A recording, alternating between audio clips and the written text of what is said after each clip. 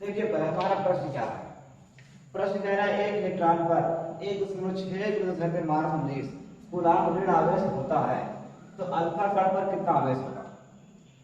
तो इससे पहले हम लोग ये जानेंगे कि अल्फा कण होता क्या है। अल्फा कण क्या है। जैसे मान लीजिए अभी हमें पता नहीं, हमने एक प्रश्न बनाया अल्फा कण क्या है। अल्फा क्या है तो अल्फा कण क्या होता है इसके बारे में पहले हम कुछ समझ लेते हैं।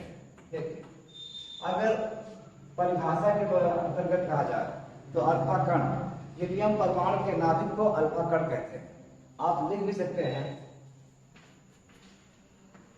अल्फा कण हीलियम परमाणु के नाभिक को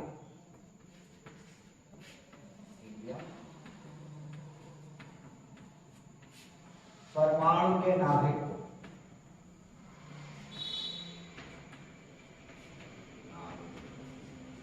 अल्फा कण कहते हैं।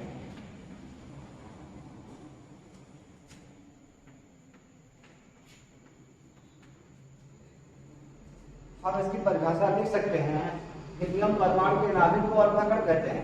अब देखिए इसके बारे में थोड़ा और बताएंगे आपको। इससे थोड़ा ऊपर मिटाना पड़ेगा तो हम इसको मिटा देते हैं।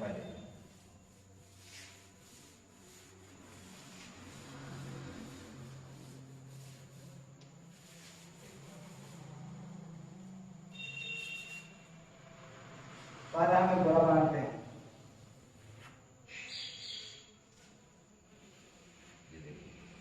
हम लोग जानते हैं, मान लीजिए हीलियम परमाणु 2He4। अब देखिए अगर हम इसकी बात करें, ये क्या है हीलियम परमाणु है तो इसके जो नीचे होता है इसको हम लोग परमाणु क्रमांक कहते हैं। थोड़ा इसके बारे में भी आप समझ लीजिए। जब ऐसे लिखा होता है उसको हम क्या पढ़ते हैं, ये परमाणु क्रमांक है। यहाँ नीचे जो अंक रहता है वो परमाणु क्रमांक होता है। इसी को हम लोग इलेक्ट्रॉनों की संख्या कहते हैं।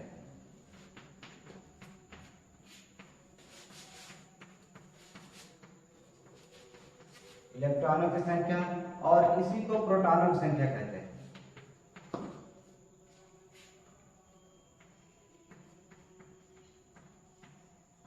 क्योंकि किसी परमाणु में जितने इलेक्ट्रॉन होते हैं उतने ही प्रोटॉन होते हैं।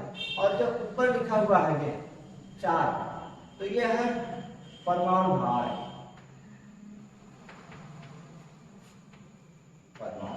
तो देखिए परमाणु क्रमांक, इलेक्ट्रॉनों की संख्या, प्रोटॉन संख्या ये सेम बराबर होते हैं।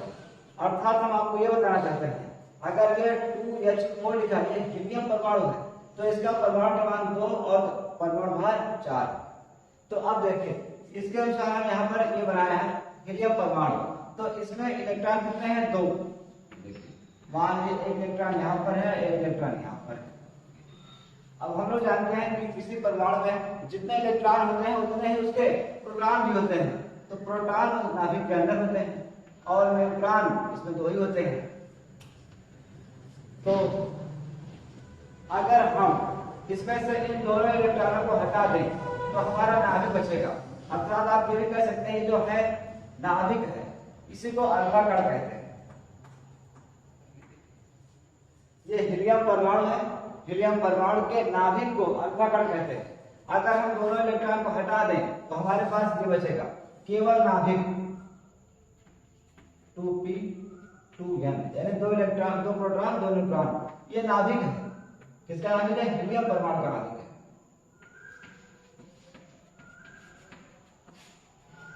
हीलियम परमाणु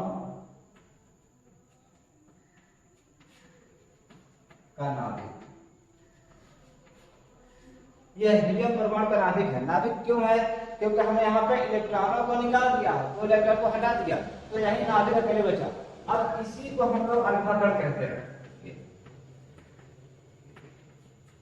तो परिभाषा यही बताई गई है अल्फा कण, यानी हीलियम परमाणु के नाभिक को अल्फा कण कहते हैं।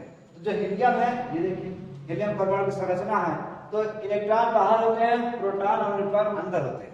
अगर हम इलेक्ट्रॉन को हटा दें तो हमारे पास बचेगा प्रोटॉन और न्यूट्रॉन। तो यही है हीलियम परमाणु का नाभिक और इसी को हम लोग अल्फा कण कहते हैं। अब आप यहाँ सीधा सीधा देख सकते हैं कि एक अल्फा कण में 2 प्रोटॉन और 2 न्यूट्रॉन होते हैं। इसीलिए सवाल में पहले से ही आपको दे दिया है कि एक अल्फा कण में 2 प्रोटॉन 2 न्यूट्रॉन होते हैं। आपको इसको हमेशा याद रखना है।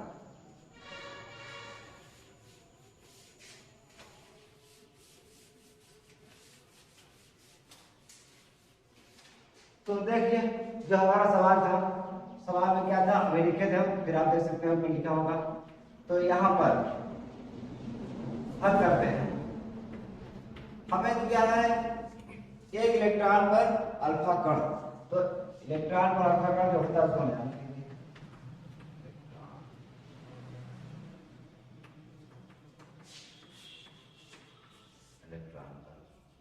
इलेक्ट्रॉन पर आवेश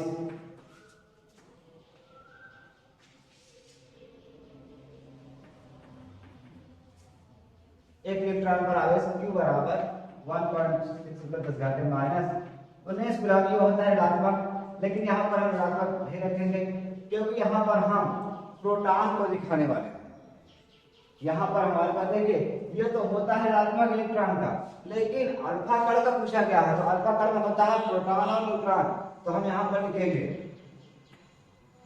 प्रोटॉन पर आवेश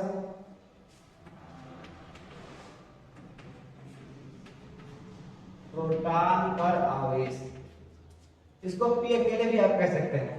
तो यह धनात्मक होगा 1.6 × 10⁻⁹ कूलम।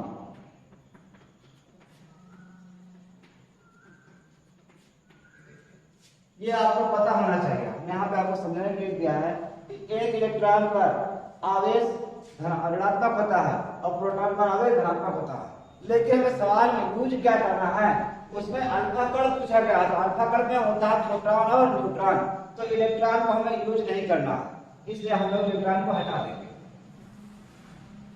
सिर्फ प्रोटॉन पर है। तो देखिए अल्फा कण में कितने प्रोटॉन होते हैं? प्रोटॉन अल्फा कण में 2 प्रोटॉन होते हैं, 2 प्रोटॉन होते हैं। तो एक अल्फा कण में प्रोटॉनों की संख्या या प्रोटॉनों पर आवेश कह सकते हैं। अल्फा कण पर आवेश देखिए एक प्रोटॉन पर इतना होता है 1.6 × 10⁻⁹ तो 2 प्रोटॉन पर तो हो जाएगा, यानी 2p कह सकते हैं। तो 2 गुणे एक प्रोटॉन पर आवेश होता है 1.6 × 10⁻⁹ कूलम। इससे गुणा कर देंगे, ये हो जाएगा 16 × 32 यानी कि 3.2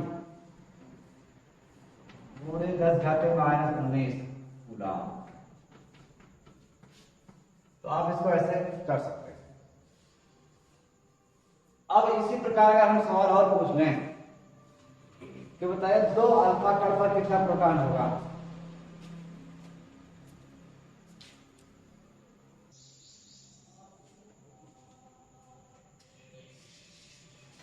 तो देखिए यहाँ पर हमने आपको दिखाया कि एक अल्फा कण पर इतना आवेश होता है, तो हम आपको इसी टाइप से कुछ और समझा देते हैं।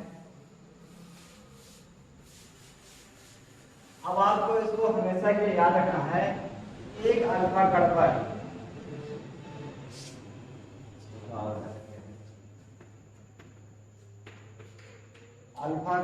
आवेश आपको सीधा सीधा करना है।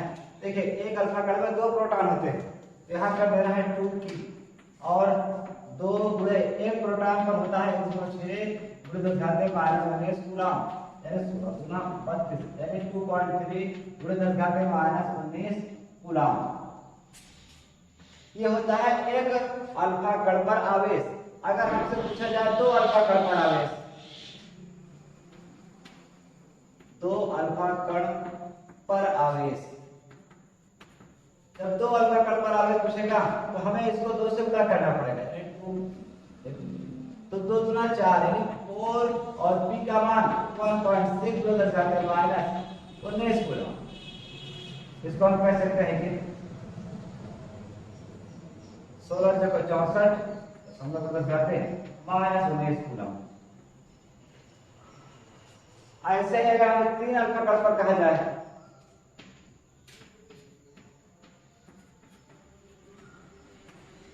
तीन अल्फा कण पर आवेश, तो 3 और यहाँ पर हमें इसको ले लेना है। एक अल्फा कण पर 2 प्रोटॉन होते हैं, तो 3 अल्फा कण पर 3 दूना 6 प्रोटॉन हो जाएंगे। ये देखिए 3 दूना 6 प्रोटॉन, प्रोटॉन पर आवेश जो होता है 6 गुण 10 घाते 19। अब इसको गुणा करेंगे 7 6 6 6 के 4 6 9 यानी 1696 गुण 10 घाते -19। ऐसे ही आप जितना भी निकालना चाहें पूरा पूरा अल्फा कण पर निकाल सकते हैं।